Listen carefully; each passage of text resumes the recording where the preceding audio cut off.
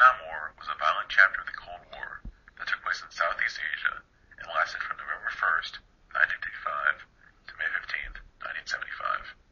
Despite continuing for nearly 20 years, it was not until 1965 that the United States first began to deploy combat troops to Vietnam to participate in the war.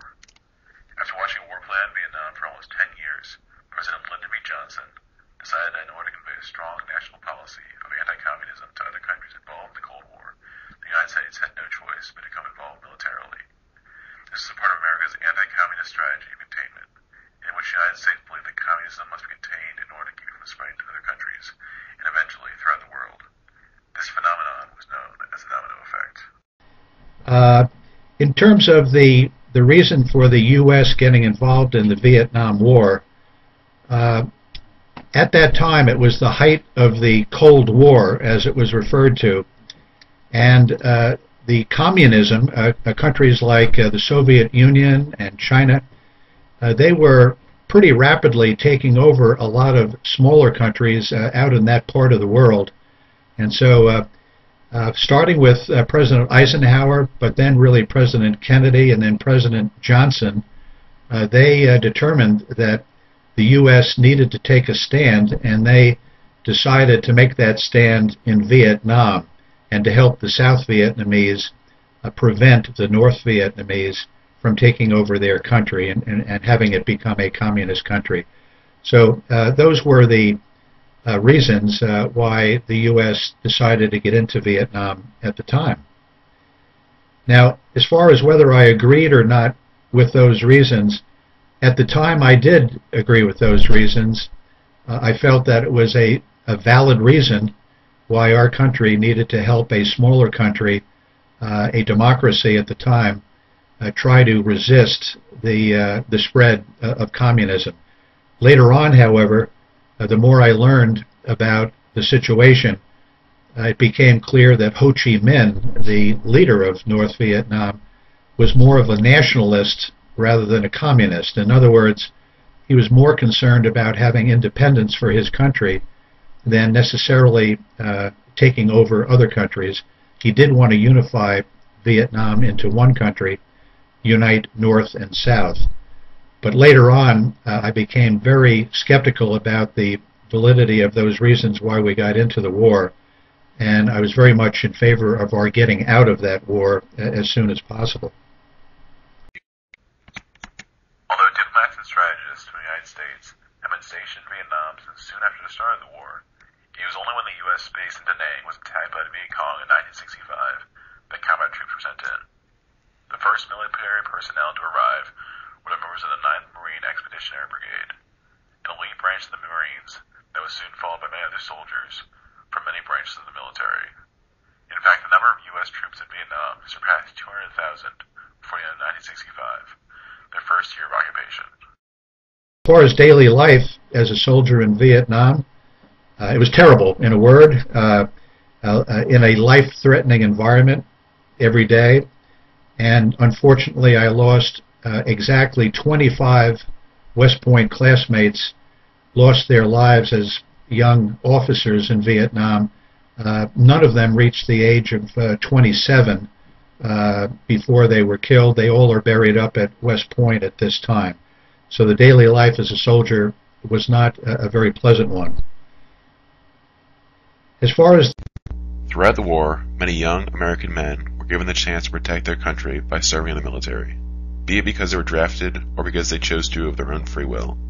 Carl Stitchway, my grandfather's greatest friend, as well as a Vietnam War veteran, became a participant in the war because he attended the United States Military Academy and was therefore indebted to the United States military for 5 years of service in turn for the free education he had received.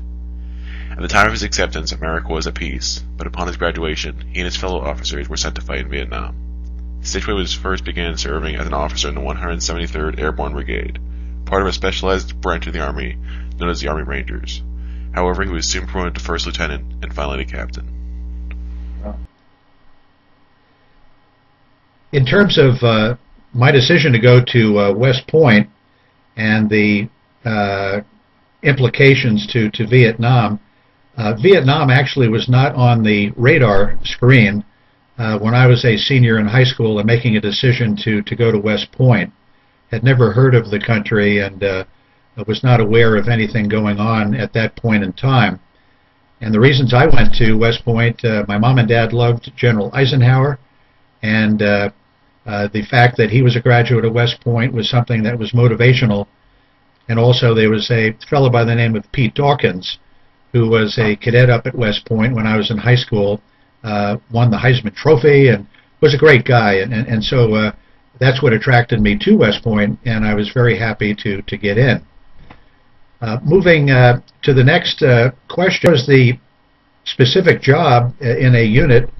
I was with a infantry company of the 173rd Airborne Brigade, and the job was basically to serve as a lieutenant, a junior officer in that unit the whole time I was over there in Vietnam.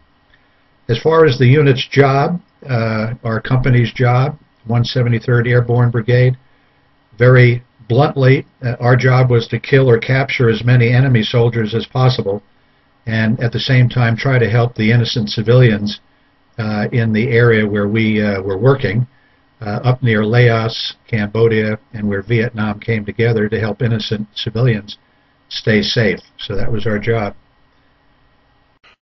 As the Vietnam War escalated, the United States found themselves facing an enemy unlike any they had ever fought before.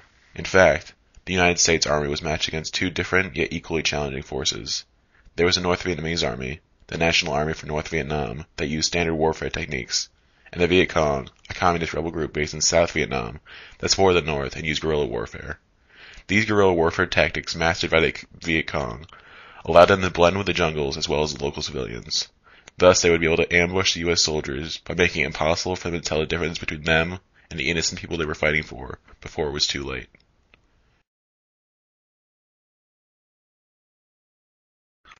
Throughout the course of the war, many anti-war protests were held back in the United States, criticizing the decisions made by the government leading up to the war, as well as those made by the military throughout the course of it. The majority of these protesters were young, college-age men and women, but also included prominent civil rights activist Martin Luther King Jr., and celebrities such as Jane Fonda, who not only spoke out against the United States military during the war, but openly supported the North Vietnamese. Citizens fled from the draft, burned their draft cards, and many who came home from the war threw away their medals in protest of the continuing violence.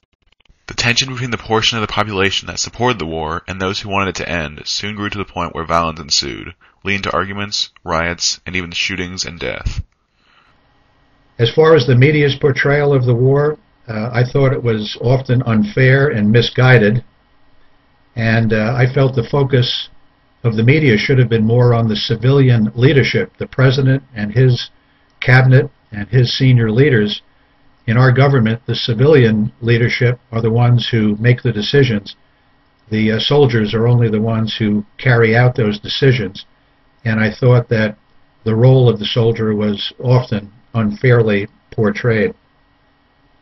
As far as anti-war protesters, I would put them into two categories. Number one, those with genuine concerns about the war, perhaps the war in general. There are those in the Mormon religious faith who are just against any kind of war. So I think where people had genuine beliefs, I was okay with that. But there were many, frankly, who used their concerns about the war as a convenient excuse to duck responsibility and avoid service to their country in the war. And I thought that was cowardly. So I didn't have a positive feeling about many of the anti-war protesters. With the pressures of defeat, home and away, looming over the United States, President Nixon decided that it would be best for our forces to pull out of the war. However, according to the Nixon Doctrine, before leaving, we were to build up ARVN so that they could continue to fight against communism even after the U.S. troops left. This plan was known as Vietnamization. Finally, in 1973, the last U.S. troops were withdrawn from Vietnam, thus ending our involvement in the war. To this day, it is still debated whether or not the United States' involvement in the war was positive or not, and it is even compared to the United States war in Iraq.